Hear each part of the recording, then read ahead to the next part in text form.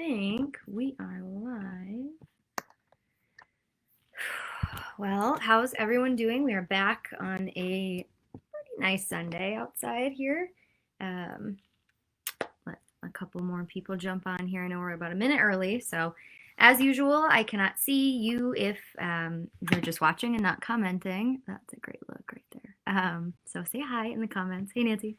And feel free to ask a question in the comments as well as we go. This is a little bit more relaxed episode, I should say, than the last few that we've had. So, yeah, ask a question in the comments, say hi, leave an emoji, tell a story, and I'll read it, whatever works. So we are in the home stretch of this election. I have a countdown on my phone. I will pull up right now, tell you guys how many days we have until polls close. We have 44 days until polls close for this election. Early voting has started. I want to get that out there right away. You can go vote, not today, but you can go vote tomorrow. If you live in Waconia proper, you can vote at the Waconia City Hall. If you live anywhere else in Carver County, you can go to the Chaska Government Center and vote in person there. You can also request your ballot online, super easy, mnvotes.org. I will put that in the comments for you. That will take you, mnvotes.org.com. There you go. Yeah, .org. You can go there, request your ballot. You can track your ballot. I looked on there a couple nights ago and learned that they are not sending my ballot to my house until Wednesday. So I'm very excited to get it. And if you get your absentee ballot or mail-in ballot, I should say, you can drop that off in person still. Just make sure you don't vote twice because that's super illegal. So, all right, COVID update. We'll do kind of the negative stuff first and get into a little bit more positive stuff before we move on. So COVID update, we are at 7 deaths still in Carver County. So no increase from last week, but that's still 7 families that have lost a loved one that need to be recognized. And we're at 1,319 cases in Carver County as of this morning. Statewide, we're at 90,017 cases confirmed, and 1,965 people have passed from this disease. That's not acceptable, in my opinion. We've got to do more. We have got to commit to looking out for each other and wearing our masks in public. I've gone out in public a couple times this week, and I can't tell you how nerve-wracking it is to be around people that don't have a mask on. Again, I say this every week, and I'm going to keep saying it until this pandemic is under control. It is the single most, easy, kind thing that you can do as a kindness to your fellow community members, even if you don't believe that it helps, which, most of that was based off of Dr. Osterholm, who has now revised his statement and says, the masks are effective. Even if you don't believe that that's the case, it shows everyone else that you care about them, that you care about how they feel and if they feel safe and protected. I can't tell you, how many times if someone got close to me and they didn't have a mask on, if they went back and, oh, I'm so sorry, and grabbed a mask. It's like, wow, that's really kind of you to look out for other people. We can't lose more people to this disease. It's terrifying. Oh, hey, Gary's here. Tracy's here. Sally's here. Hey, everyone. If Jay's watching too, say hi to Jay for me. Vaccine update real quick too. There are, I think the New York Times has a vaccine tracker that's pretty cool to check out. It's tracking all across the state or across the world any public data that they've gotten a hold of, which of course, with some countries we know is not super public data, Russia, for example. But it's cool to see, where the status is. Now, there's about 40 vaccines currently being tested in human testing. I think there's like 90 some in animal testing. Putting that aside, other countries have approved a vaccine for early use, meaning they're skipping the results of the phase 3 testing, which is not okay. It's not good. I understand the urgency of getting some type of vaccine or treatment out and, trying to get us back to some kind of normalcy, but skipping the phase 3 testing is really, really dangerous because phase 1 and 2, you're testing on, tens of people, 20 some, 30 some, 40 some. But hey, Phil, but in phase 3, you're testing hundreds, thousands of people. So you're getting results back that you wouldn't have gotten in a tiny little, 20 or 30 or even 100 test group. So it's really important that those phase 3 tests are done properly.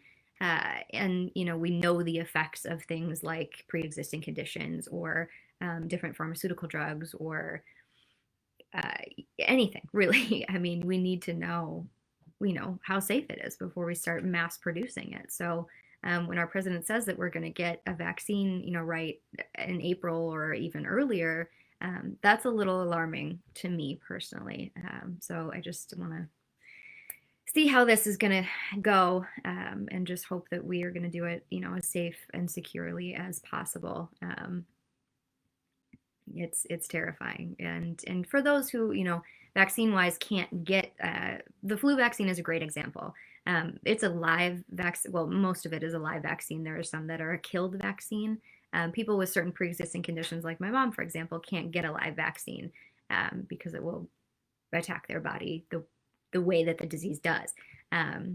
So I'm hoping that this is a killed vaccine, and most people are going to be safe with that. But again, it's all speculation at this point. We don't know anything really. It could be 2021 before we get something. So I know my work at the House of Representatives has let us know that we're going to be working from home until about January or maybe even later. They're going to reevaluate after the election and just kind of see where we're at here. Hey, Sherry and Brenda. Hey, hope you guys are doing well. All right, so on to a campaign update. We are a year to the day today from the announcement that this campaign that I was running, announcing, that our campaign was off the ground. I made the decision and announced it to my friends and family on my birthday in June last year, but I made it public a year ago today because this is my mom's birthday. So, yeah. Yeah, you're telling me. So this is a year to the day of my mom's birthday. My mom just turned 60 today, which is crazy because she looks like my age. She looks 30. But, the reason that I announced that I was running and made it public on my mom's birthday was because my mom is a huge part of why I'm running for office in the first place. Watching her struggle with her health care, I often talk about it, but I don't really go into a lot of detail. So I kind of just want to touch on that, while it's the anniversary, right? Oh, funny, Leah. So she suffers from now 4, but at the time it was 2 autoimmune disorders. And she's, been in and out of different treatments and stuff, my whole life here. Let's see.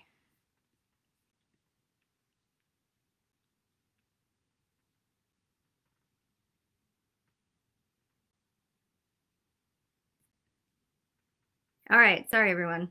I was on a roll there too. Sorry about that. Classic rural internet problems. I can't imagine, a kid living here trying to access distance learning with this type of internet. I'm so sorry that this continues to happen, but it's one of the things I'm going to tackle when I'm in the state Senate is getting funding for the expansion of statewide border-to-border broadband so Carver County can, continue to function in this digital world. So sorry about that. There was a couple comments I missed on the last one. I'll go back and check them after this, but if I missed your comment, please put it back in the comments on this one and I'll get back to it. So, watching my parents have to make really tough decisions and really difficult sacrifices and things to keep my mom happy and healthy is unacceptable. We live in the greatest nation in the world and, our health and in the greatest state for healthcare. We have Mayo Clinic and the University of Minnesota. Why on earth is it costing that much? And who's doing anything about that? And that's when I started to pay attention to things that were going wrong and, could be changed or could be made better and weren't being addressed. So, and the involvement of government in a doctor's office with a patient is just so fundamentally wrong to me. Maybe that's my libertarian upbringing speaking. Thanks, Phil. Yeah, sorry, guys. Maybe that's my libertarian dad's upbringing, influencing on me. But I don't think a state legislature or a federal legislature should be able to tell a patient, you have to go through this treatment, and this treatment before you get to the one that works for you. And we already know that that's established, that these 3 treatments don't work for you. But because of some random regulation, or some, insurance company putting some random regulation on it. You have to go through months and months and months of treatments that don't work in order to get covered for the one that does. It's crazy. And then you get, the expense and the cost and people rationing life-saving medications like insulin. It's unacceptable. So, I started to pay attention more to those things and see how political and partisan and really just, upsetting our current state of affairs was and is. And that's why I got involved in politics. That's why I quit my job training horses and packed up I had 2 horses at the time and a dog, and packed them up, moved them home, and got involved in campaigns a year ago. We announced that I was throwing my hat in the ring for this one for officially. So here we are. I was going to do a year recap of what's happened in the last year, and I started writing everything down, and it was so depressing, and that's not the energy that we're here for today, so I'm not going to do that to you guys. So instead, I want to say what's happened on the campaign. I started out announcing virtually online on my lunch break, or maybe I took an hour off of work or something. I was in Nina's coffee shop in St. Paul, right by my work, and another politician that I really look up to was there. And she walked in and gave me a high five, and I was, freaking out. Oh my God, I'm going to do this. This is crazy. Since then, the team has grown exponentially. It started out with me and, a couple of friends that were kind of helping me out, and we've grown to a huge team. We've got over 115 volunteers now. That is mind-blowing. I don't even think I know 115 people. And people are joining this team left and right and really excited about it. And it truly has nothing to do with me. It has to do with the vision. It has to do with what we're trying to do here. What we're trying to do is expand the table and make people feel welcome and, just really bring back common sense to our legislature and make sure that our community can continue to thrive for everybody. And people believe in that. And that's so cool. Oh, yeah, Leo, I do too. I love it. I used to work for a congresswoman who's good friends with the owner of that place. So yeah, I'm a big fan of Nina's coffee shop. So on that volunteer team, we've got teams of people making phone calls, writing postcards, putting out lawn signs, organizing events, organizing, t-shirt drop-offs, and, things that I never pictured. I thought I was just going to work really hard with like a couple little people, and it's blown my mind, and I am just overwhelmed. Now I do know 115 people. You're right. It's crazy. And it's fun when like people know me and I don't know them yet, and it must be from here or like seeing the signs or something. That's really cool to get to know people that I would have never talked to otherwise. And I'm really fortunate and blessed to have that connection. So I just want to take a moment and say thank you. Thank you to everybody who's believed in us and believed in this vision all the way through and is going to continue to work hard and make sure that we can accomplish this come November 3rd. So I was having a couple conversations. I did a lot of filming yesterday for some ads and stuff. And my parents, since it's my mom's 60th, they had a couple close friends, outside, socially distanced, masked little party that they had. And we were talking about how the campaign was going and what was really great about it. And I mentioned that we're getting support from all sides. We're not just getting Democratic support. We're getting support from Republicans, independents, people who have never voted, people who are voting for the first time, people who haven't voted in a long time and they're coming back to vote. All kinds of people. And I thought that might happen, but it's cool to see it in practice, in play. I mean, there is not a phone bank that goes by where I don't talk to someone who is, voting one way or the other on the presidential ticket and then planning to vote for us and on the state Senate race. People that are donating money for the same reason. And it's great. It's really cool. Oh, thank you. Yeah, you guys are awesome. I agree with the need to have young people in office. I'm 32, so I don't feel super young all the time, but the average age of the Senate currently is nowhere close to 32, so I'm excited to get in there. So I think what's really hitting with people, what's really resonating with folks is the fact that I'm from here. I'm one of you. I grew up here. My whole life. I'm a graduate of Chaska High School, and this is my home. It's always going to be. And people identify with that. They know that I'm loyal to this district, and that's not going to change. I didn't just move here, a couple years ago. This is my home. And the fact that I am very no nonsense, common sense. You get what you get. I look this way, I talk this way, I tell you what I think. My face betrays me if I try to, cover anything up, which I can't. I never do. I'm too blunt and honest. And I think people agree with that and like that. Certain presidents you'll hear like, oh, you might not like him, but you know where he stands. And that's kind of the same with me. And the fact that I'm more than willing to have conversations with folks across the aisle from different sides of the, political coin, and make sure that, everyone who's affected by decisions are right there making the decision with legislators. People know that that's necessary, and that's severely lacking in the Senate right now, in the Minnesota State Senate. And then, the fact that I have experience in state legislature, I have firsthand done every step of the way. Everything that a legislator needs to do, I have done.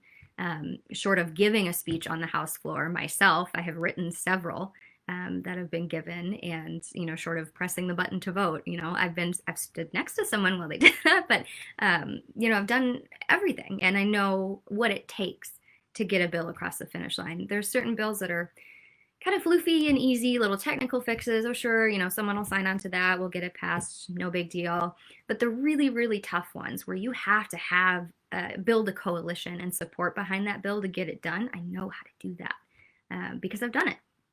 Simple as that. And people know that I have that experience. And, the fact that I have that law degree too, and that negotiation training and legal training is immensely helpful. And the fact that I am not blinded by party lines. I make it very, very clear, as Nancy just put in the comments, that a good idea is a good idea no matter who comes up with it. And that was something I learned a long, long time ago, not only about politics, but about a lot of things in my life. And if you are so blinded to, one set of ideals and you're never going to look or talk to, anything else or speak to anything else, it's just going to be this paralysis, this partisan bickering that is really hindering progress in our state. It's the reason we don't have a bonding bill right now. It's the reason that, we're getting rid of really good public servants, commissioners, over what? It's partisan bickering. And that's just going to continue us down this path. And look what it's gotten us. Nothing so far. It's not going to work. So the fact that I'm more than willing and intentionally going to build coalitions in order to get laws passed that we need here in Carver County, that takes a lot of work, and I've done it, and I know how to do it, and I'm excited to get in there and do it for us. So I got a question from one of my, a question that came in and said, what is, the most exciting part about this campaign? What do you enjoy the most? And, it's not about me. It's not about putting my face on flyers. Like, that's kind of weird to me still. But the most enjoyable thing has been kind of three things. One is putting Carver County on the political map. It's always been this, the same way. As long as I've lived here, it's been kind of the same old. And no one's really paid attention to it. But now we've got, Governor Walz coming to do a fundraiser next week. We had Senator Smith come in a couple weeks ago. And, we've got people from all across the state, calling our campaign and saying, hey, I hear what's going on over there. That's really cool. To illustrate what we here have already known all along is really cool. The second is the volunteers. Like I said, 115 people that are so excited about what we're doing here that they have pitched in, they've donated their time and their efforts and their expertise. People from all walks of life, and getting to know each and every one of them and, seeing what makes them tick. That is, I can't even describe it. That's amazing. And then voter conversations, of course. Voter conversations are my favorite thing in the world. When I have to do fundraising calls, you guys, I don't want to do it. I don't want to. I would much rather call and talk to community members and see, what is Bob down the road, who just bought a hobby farm. Why did he come out here? What do you like about it? What do you not like about it? Cindy, who's lived in Waconia for 47 years, and her kids, had some issues in school. What was that about? Having those one-on-one conversations and getting to know people in our community and seeing how state government can come in and help with some of those things. The coolest thing in the world. I mean, never in a million years did I imagine an 18-year-old voter would call me up and ask me what I was going to do about the skate park in Laconia. I mean, just, I knew we'd have healthcare conversations, environment conversations, all that, but seeing what people care about, what makes them tick, and what means the most to them is just, it's amazing. And I highly recommend phone banking for that very reason. It's great. And there's always something. I mean, even like the person that's like thinks the opposite of you, there's always something there that you can agree on. Maybe it's like dogs. It's dogs for for a lot of those conversations. You're both dog people. Oh, I hunt too. What's your hunting dog's name? What's the breed? Whatever. Or it's, we've lived here for 30 years. Oh, I've lived here for 40 years. Whatever it might be. There's always something you can agree on, and that's awesome. Okay, sorry, I'm skipping comments here. Our volunteers do include people who are recovering from the coronavirus and who have lost loved ones and had to dissolve businesses, and people who, one of our best callers is only 15 and can't vote. I mean, people are sacrificing a lot for this. That's how meaningful what we're trying to do here is. And I can't imagine some of the sacrifices that people have had to make to do this. So I appreciate you guys so much. I have 3 daughters. 2 are old enough to vote. You were an inspiration. That is going to make me cry. Thank you. Wow. I remember like telling that to people who were an inspiration to me. So thank you. Whoa, sorry. I'm really struggling with Ruth Bader Ginsburg's death too. So I'm very emotional at the moment. So thank you. It's not about me. It's what we're trying to do. I'm trying to make the world a better place for them, that, things that I didn't have, or my mom didn't have, or my grandma didn't have, and my brother didn't have, our neighbors, just a little improvement left and right.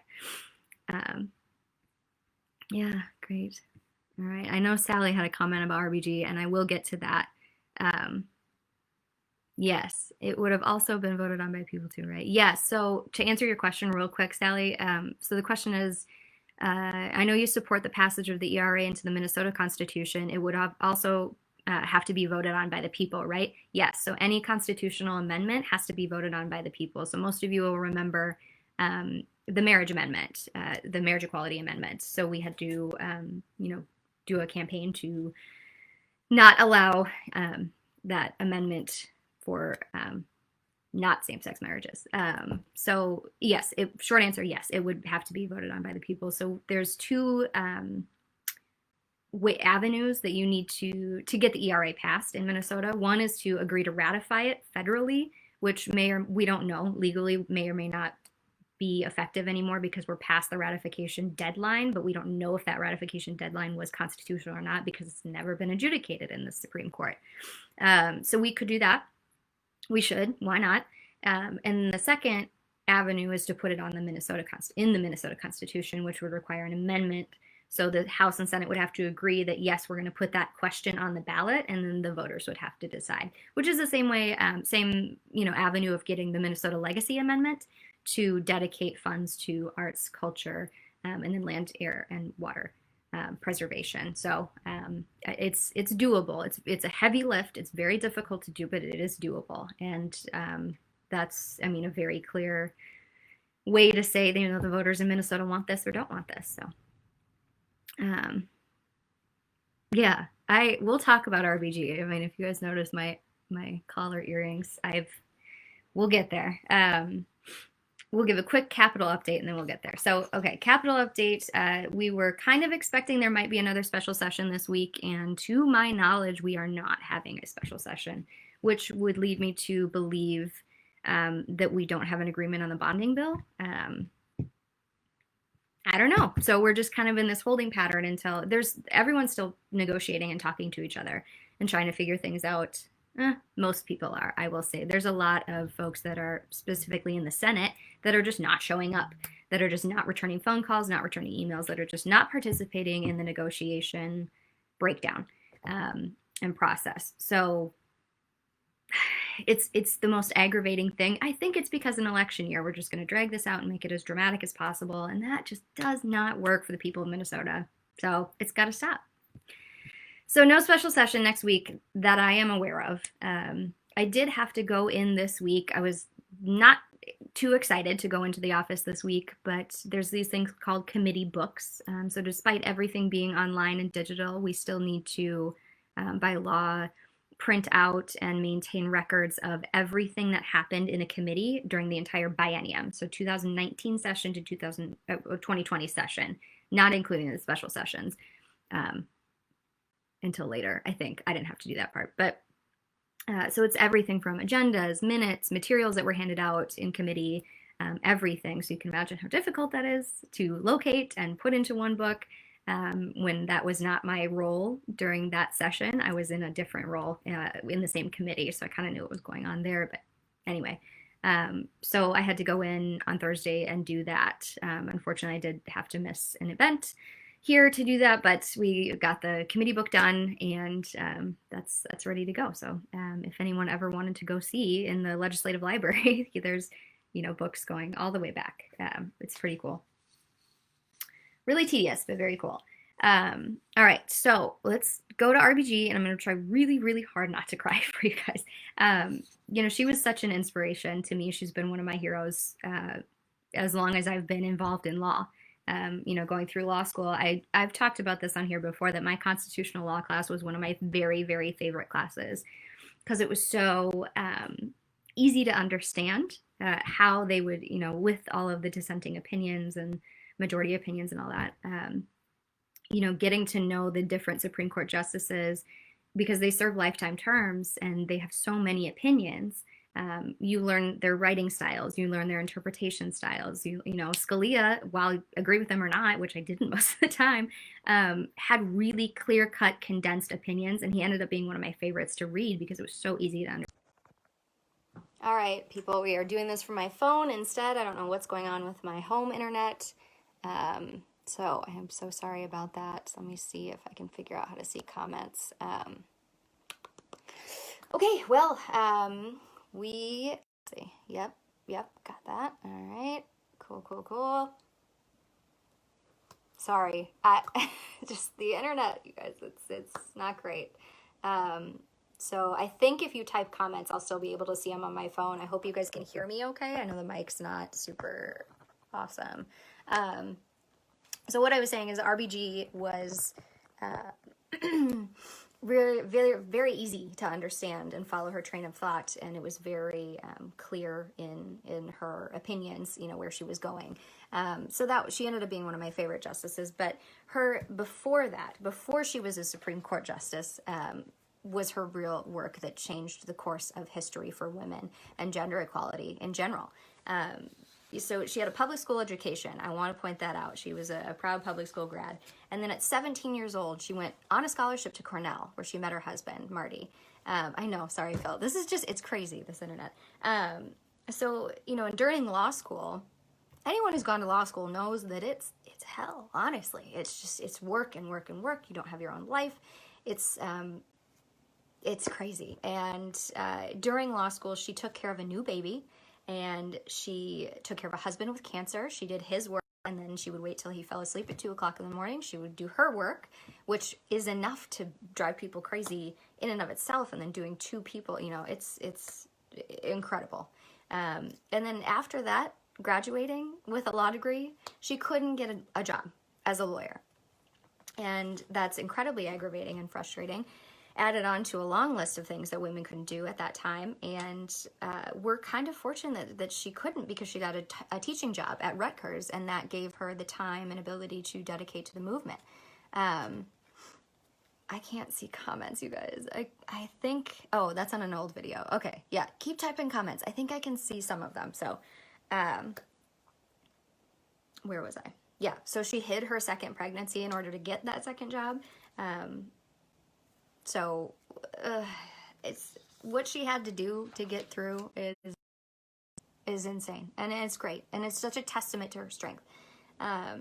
So for a little bit more than 10 years, she was fighting for gender equality as an attorney. At that time, women could be barred from jobs just simply for being women. And, certain rights, judicial service, we weren't allowed to serve on juries. We weren't allowed to have credit cards in our own name. My grandmother would tell stories about that. barred from getting an education in certain situations. And so in order to fight that, the ACLU helped with Justice Ginsburg to, in a really shrewd and brilliant way, incrementally change things. And she was really smart to bring male clients to these courts to understand. Leah, I'll send you the link of where to get them. I have a matching necklace too. Yeah, Brad, that's right. So she was really smart in bringing, male clients to these male judges so they could see themselves in that case and understand and recognize the unfairness of the law. And that wasn't something that anyone had ever done before. So incrementally changed little by little things about gender equality.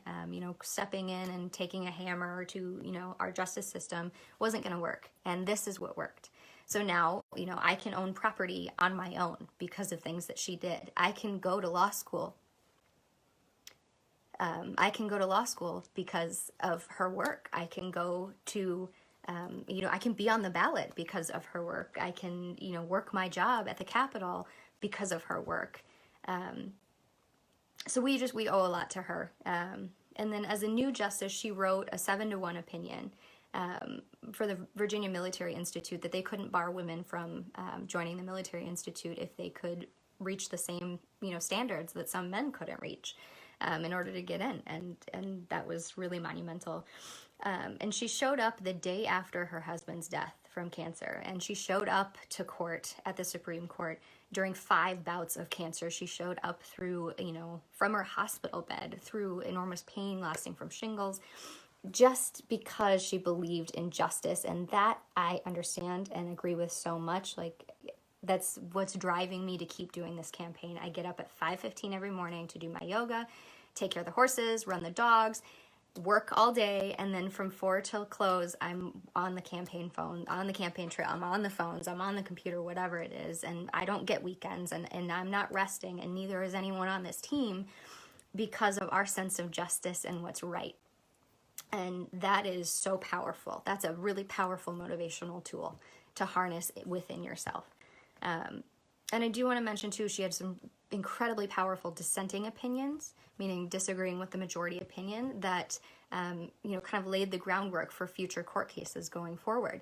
One was, LGBTQ plus rights, gender equality, separation of church and state, the Voting Rights Act. I mean, huge things.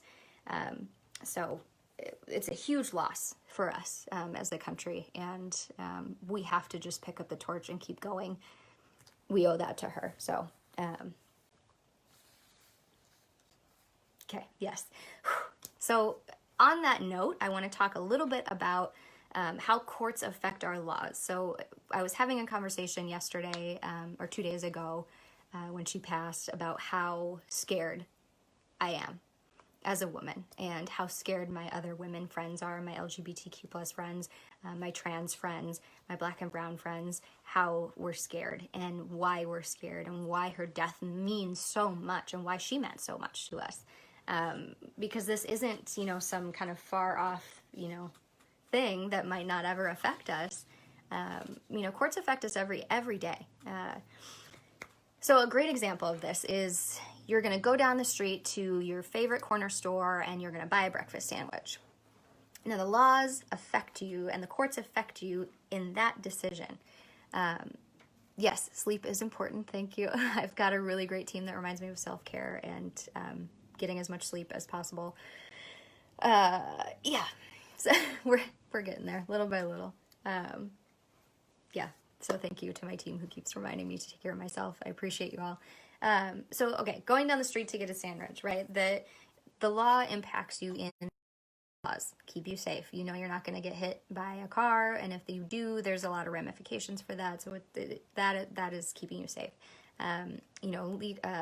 Food safety laws. So the restaurant is going to follow those food safety laws, or they wouldn't have their health code. Or their health certificate. Acceptance of legal tender. That you're going to pay them a $10 bill and they're going to accept it. The ability to even go in that restaurant and be served, regardless of what you look like or who you worship or who you love. There we go. I like that she reads her dissents out loud. They don't always. Yes. Yeah. So there's two different levels of courts, just like there's two different levels of legislation, or legislatures rather. And we have president and governor, we have state Senate and U.S. Senate, we have U.S. House of Representatives, Minnesota State House of Representatives. We have the same in the court system. We have state and federal. And each state can be a little bit different. Louisiana and New York are very, very different than Minnesota. So it's really important in law school to go to school in a similar, state to where you intend to practice. So there's, when you take the bar exam, there's the UBE, so there's the Universal Bar Exam. Part of that can be, used, reciprocated in every single state, and there's certain parts that are specific to the state that you're taking the bar exam in.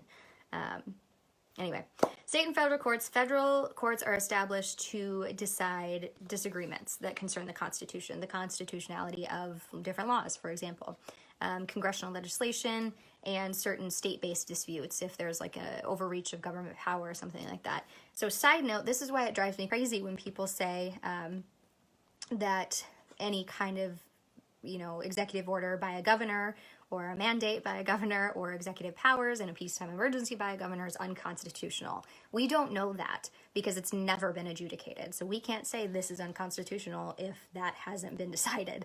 So side note, just a little pet peeve of mine. There are also 900 plus federal district court lifetime appointments by the president. Most people don't know that. I didn't know that until I was in law school. So the court functions, there's three functions of a court. One is to settle disputes. Those of you who have probably gone to law school would remember the Who Owns the Fox case. It's one of the very first property law cases you ever talk about. It's someone was fox hunting and they shot the fox. It ran onto someone else's property who was also fox hunting. The fox died and they were disputing it. One guy said, I shot the fox, it's mine. One guy said, it died on my property and that's mine. That's just a classic, first case that you learn. Interpret laws. So typically what you hear about, right? So there's the Janus case when it comes to union laws, for example. That's an interpretation of a law case. And then create expectations for future action. So, for example, enforcement of constitution, of contract law, rather. You're going to be more willing to go into business if you have a contract that will be enforced in a court of law. And demonstrating that enforcement by courts encourages more people to go into business.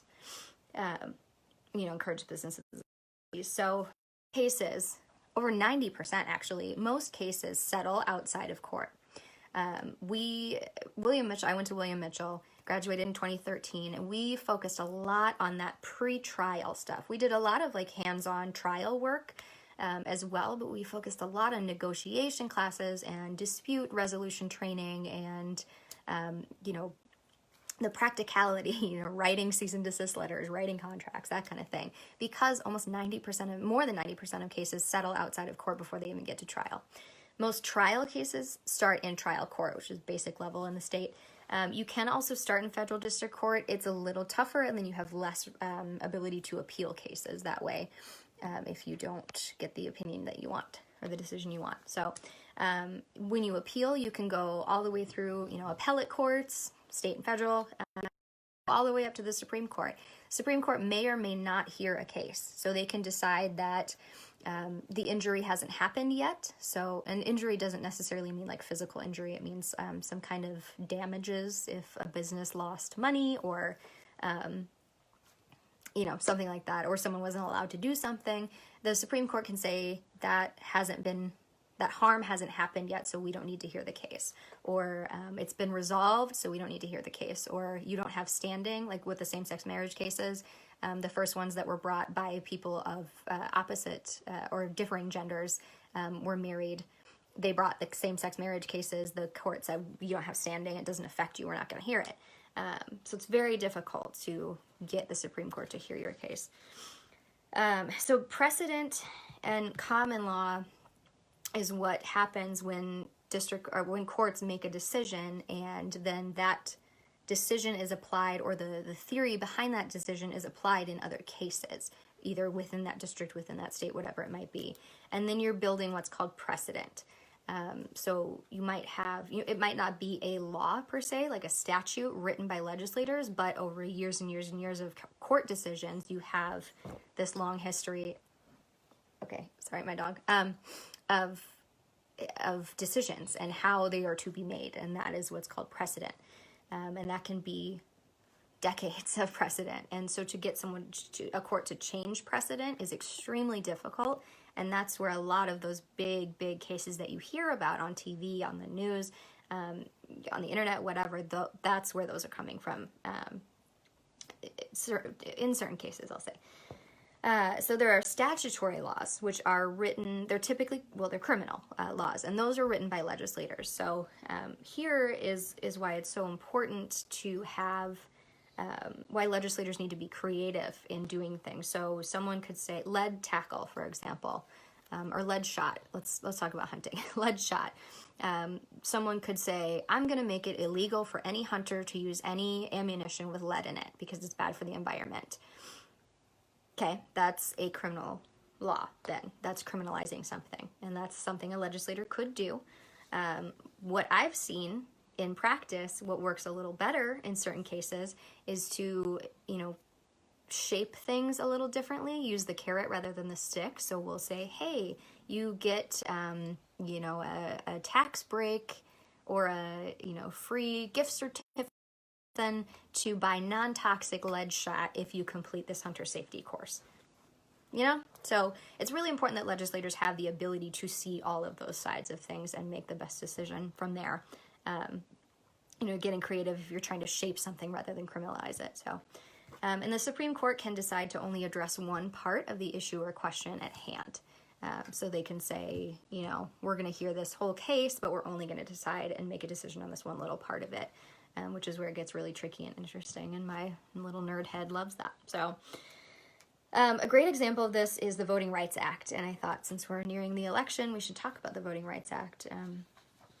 In the years of, thank you, I appreciate that. So in the years of Jim Crow and segregation, right, voters were facing and people trying to deter their votes. There was like grandfather clauses and poll taxes and literacy tests, and there were people showing up to intimidate voters at the polls, and obviously a lot of violence and that kind of thing. So in response to that, the Voting Rights Act was established in 65, I think it was 65. So those were passed in order to make sure that all people who were eligible to vote could vote safely, could exercise that right. And we're still seeing a lot of voting hindrance and oppression, or not oppression, suppression, voting suppression. So that's why things like what is Stacey Abrams' nonprofit that she's running to address that. You see a lot of voter protection hotlines come out, and if you need one, I do have a number. If you need one, let me know. So back in 2013, the Brennan Center for Justice did a study that said 33 states at that time had introduced 92 restrictive voting laws. And on top of that, researchers found that higher voter turnout among minorities in a given state increased the likelihood that that state would propose those restrictive voting laws. Okay, keep that in mind. If your vote didn't matter, no one would be trying to suppress it this much. And these restrictive measures have been found consistently to have a disproportionate effect on people of color, minorities, English as a second language, younger people, indigenous people, seniors, that kind of thing. And the U.S. federal court played a really large role in enforcing those protective measures. Fair fight. Yes, thank you, Tracy. So there was a 2013 case called Shelby County versus Holder, and there was 5 Supreme Court justices that had been nominated or appointed by a Republican president, and they basically gutted the Voting Rights Act, and they said that the formula to determine which states were subject to pre-clearance before the implementation of changes to the state or local voting laws was unconstitutional. So that made it really, really hard for the federal government, including the courts, to hold states accountable for those discriminatory voting practices. That's why Ohio got away with purging the voter rolls, and Georgia got away with hours and hours and hours long wait for people at the polls. You know, 4 justices who were appointed by Democratic presidents wanted to keep all of those protections in place. So Shelby County was a really big setback for voters, but the VRA still, the Voting Rights Act still exists, and it's being used by, you know, groups like Fair Fight and by, you know, various attorneys and activists that are trying to make sure that everyone has that fundamental constitutional right to vote, that they can exercise that, you know, being used to fix it. So recently in Texas, there was a federal judge who was appointed to determine that the state's new voting laws intentionally discriminated against people of color, and that violated the Voting Rights Act, and that created an unconstitutional poll tax that could disenfranchise about 600,000 registered voters in Texas. So it's still happening, it's still going on, and it's still being adjudicated, so we don't really know how it's going to be established and settled. But that's something that the Supreme Court is going to have to address. I guarantee you we're going to have some type of situation in Minnesota where our Minnesota Supreme Court will have to address it. Which leads me to my next point, is that when you're voting, flip over that ballot and look on the back and make sure that you are voting for judges and you do your research on those judges. I'm happy to talk through who I will be supporting if anyone is curious about that. I'm happy to talk through that. But very, very important to be aware of those judges as well. So one thing I kind of conclusion of this is it's a huge, huge benefit to me to have that law degree, you know, in legal training. As a legislator, you have to be able to properly read and even predict how that law that you're writing, that bill that you're writing, is going to be interpreted. Perspective on judges. So I'll just say Paul Thiessen is a phenomenal judge, phenomenal, for the Minnesota Supreme Court. And we've got folks on our team who are also working on his team, and I have just heard incredible things about him as a person, and just knowing him from a legal background and having, you know, followed kind of his career, he's a phenomenal judge that will continue to do that for the state of Minnesota. So highly recommend him. Yeah. So it's a huge benefit to have that legal training, to be able to read those laws properly and predict how those laws are going to be interpreted, and see if there's ever going to be a court case that might challenge the constitutionality of that law. You never want to get into a position where you wrote a bill that is going to intentionally or unintentionally cause some type of constitutional disagreement, or you know, affect someone's rights in any way. That would make it go to court. That's not a good look for a legislator. That's just not a win. So it's really a benefit to have those kind of legal minds and that legal training in that. And then beside that, having the ability to negotiate, and things that I learned in law school in my negotiation training classes, I'm still using at work to this very day. I'm really, really proud of the higher education bill I've talked about on a previous town hall that we got done because I used some of those things that I learned in negotiation class in law school. And because I had built up a really great working relationship with my counterpart in the Senate, who was, we disagree on a lot of politics, a lot of policies, but we had built up that working relationship knowing it was going to be a tough, you know, you're having a divided government, that's a tough negotiation situation, but we were able to get it done because of that. You know, and even negotiating with others in your own party. You know, there's so many, especially in the Democratic Party, there's just so many different ways to be a Democrat. I am certainly not the same kind of Democrat that some of my colleagues in Minneapolis are, right? And certainly we're different than Democrats in the Iron Range, or, you know, there's so many different ways. So to be able to work with people within your own party, within the other party, wrap all that together, build coalitions behind your bills that you're trying to get passed, and then get them passed in a way that will be effective and be on the books and be, you know, helpful in the long run, that's a huge, huge benefit that I will enjoy from my law degree, from those three really stressful years of my life. So, and it, you know, I'll be using that to help our community. to get done what we need to get done to help us here. I think we have a long history in this district of folks who have been a little bit distracted by things at the federal level, or talking about kind of the red meat issues and not things that are actually tangible that a state senator or a state representative can actually do to affect our community here. We got to get over that. That more of that is just going to drive us into our respective corners, and we're never going to get anything done. We need to get beyond that and work together to make sure we can recover from this pandemic and make sure that we are putting laws on the books that are good for everyone, and not leave Carver County behind in some of these, the bonding bill. Anyway, all right. So with our last kind of 5 minutes here, if anyone has any questions, I'm happy to answer. I promise I will try not to cry if we talk about RBG. But I do want to say thank you to everyone who reached out to me, who knew that I am a huge, huge fan and she was an inspiration. Everyone that reached out and just said sorry and thank you and checked on me, that was really, really great. So another great reason to live in Carver County is folks get to know you that way and can be there for each other and look out for each other. So with our last 5 minutes, I'll do kind of a recap on what's coming up on our campaign. We've got phone banks galore. I'm going to be putting more on our website and our Facebook page today or tomorrow.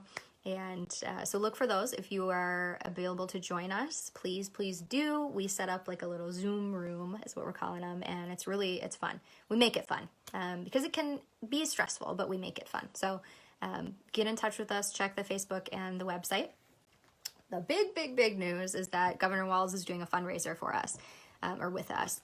And it's virtual, so you don't have to be in the district at the time to go to the virtual event. We've got different varying levels of sponsorship. This is a fundraiser, so we're trying to get, enough money for one more mailer or one more, digital ad push. So that is Wednesday at 5:30. And we have some other couple fun tricks up our sleeve, little features. We're having a couple volunteers, kind of superstar volunteers, be doing some other things during the fundraiser. It's going to be fun. So just come. It's going to be a great time.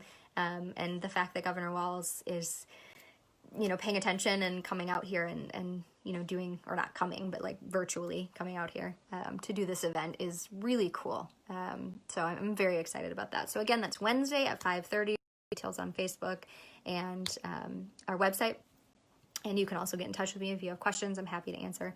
And lawn signs. Oh, wait, before that, we do have a phone bank with volunteers from Tina Smith's campaign coming up in October, and we will have a yoga fundraiser too. I'm so excited about. We're going to have one of our local, yoga instructor gurus, I'll say, teach, and with a colleague of hers that is also going to teach in Spanish, so it'll be in English and Spanish. So keep an eye on the social media for that as well. And lawn signs, I want to say, they're tricky. Everyone has lawn signs get stolen, and if that happens, it happens. Just give us a call, we'll replace it, no big deal. And if you're looking around your neighborhood and you really want to put out a lawn sign, but no one else has a lawn sign out, my friend that ran a campaign up in Buffalo a while ago said, lawn signs are social permission. So you are giving your neighbors permission to put up their lawn signs if you put up one in your yard. It just takes one. And then you can, see them all kind of sprouting up over the district or throughout your neighborhood as you go. So be that brave person and put up an Addie lawn sign. It really helps our name ID. I am the only one in the race that does not currently have an election certificate, so I am battling that. So putting out lawn signs helps with our name recognition immensely. So if you don't have one, you can sign up on the website to get one. It's under the Get Involved tab. You can sign up and we'll have a volunteer drop one off for you. And then it's in the comments too. Perfect. And then early voting has started. Like I said at the top of this, early voting has started. This is how you get all those campaigns to stop calling you, stop texting you, stop mailing you stuff. I don't think the digital will stop as much because it's a little bit harder to micro-target. But, no campaign is going to call, well, I shouldn't say no. We, and most campaigns, will not call you, text you, email you, mail you stuff if you've already voted. We know that. We don't know who you voted for, which is great. But, oh, great. I'll announce that too, Tracy. So we don't know who is you're voting for, but we do know that you have voted. So go vote, and you can make all the campaign stuff stop. You can also make it stop by if a volunteer calls you or texts you telling us, yes, I'm voting for Addie. No, I'm not voting for Addie. If we know that, you get taken off the list. Yes, so early voting in Waconia, if you live in Waconia proper, not Waconia Township, doesn't count. But if you live in Waconia proper, you can vote at the Waconia City Hall, and anywhere else in Carver County, you can vote at the Government Center. In Chaska, I just spoke with a voter yesterday who had voted in person, I believe at Waconia, and said he was the only person there. Super easy, really safe. Everyone's masked up, socially distant, all that good stuff. You can request your ballot online. You can have it sent to you, and you can drop it off in person, or you can mail it back. So my family, of course, we live with highly immunocompromised people, campaign brain, that can't early vote. So we will all be voting by mail as soon as we get that ballot. As soon as you get it, fill it in. Yes, thank you, Rob. As soon as you get it, fill it out, mail it back in, or drop it off in person. Of course, you can always vote in person on November 3rd as well. I know a lot of people like to do that. My dad might be one of those people, actually. So we'll see. So early voting has started. Get it done. Make the campaign calls stop. And then you have more time to volunteer on campaigns too. Yay! So get in touch with us. If you can volunteer, if you can make phone calls or text or write postcards or drop off lawn signs, whatever, get in touch with us. We will use your help. All right. 3 o'clock. I hope everyone is hanging in there. It's the home stretch. It's a really scary time in our state and our country. So take care of yourselves, take care of each other, and we'll see you next week. Oh, next week we are having a small business roundtable. I am so excited. It just got confirmed. We're going to have 4 small business owners on with us, and we're going to talk about all things small business in Carver County. I'm so excited. If you have questions, please email those to me so we can ask those live on the town hall as well. Yay. Thank you, Leah. Thanks for that work. Yeah, much better than the bike. Perfect. All right. So next week we will be back on with our live town hall small business roundtable. All right. Take care, everyone.